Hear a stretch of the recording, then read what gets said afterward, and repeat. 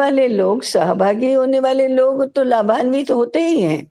हमारा विचार तो आगे जाता ही है, कार्य भी आगे जाता ही है।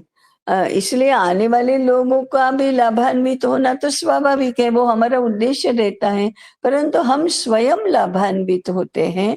इन अनुभवों में से गुजर कर ही तो हम अनुभवी कार्यकर्ता बनते हैं, वरिष्ठ कार्यकर्ता बनते हैं। इसलिए पूर्ण तैयारी की ओर हमारा ध्यान जाना ही चाहिए। इस दृष्टि से नियोजन करना ये हमारे लिए बहुत आवश्यक है। छोटी से छोटी बात अनएड्रेस्ड न रह जाए, ध्यान से बाहर न रह जाए, ये हमको देखना है।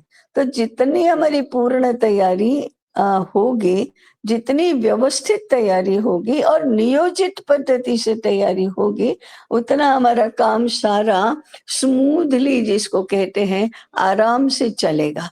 और आराम से चलने के बाद भी बहुत होगा, नहीं तो कार्य कम होता है और हड़बड़ी ही ज़्यादा रहती है, श्रम ही ज़्यादा होते हैं। तो कर्म में कुशलता उसको कहते हैं कि कम से कम श्रम में, कम से कम समय खर्च करके, कम से कम धन का व्यय करके, अधिक से अधिक बुद्धिमत्ता का उपयोग करके, अधिक से अधिक अच्छा और अधिक मात्रा में काम किया जाए, और वह भी बिना हड़बड़ी के, बिना टेंशन के।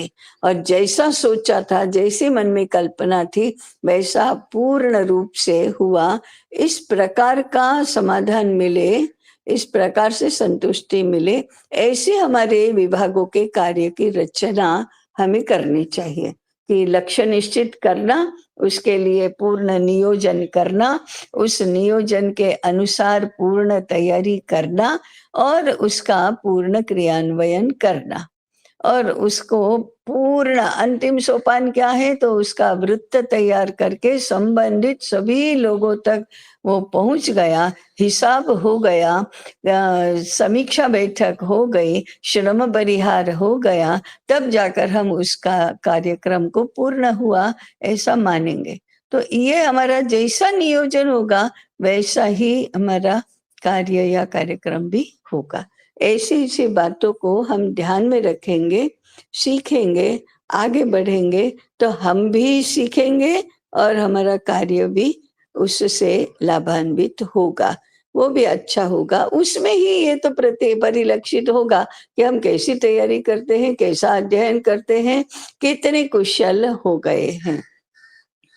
तो हम एक-दूसरे से प्रेरित हो, लाभान्वित हो, ऐसे ही हमारे प्रयास सारे रहे।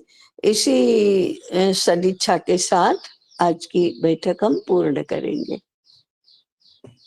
जी। कल्याण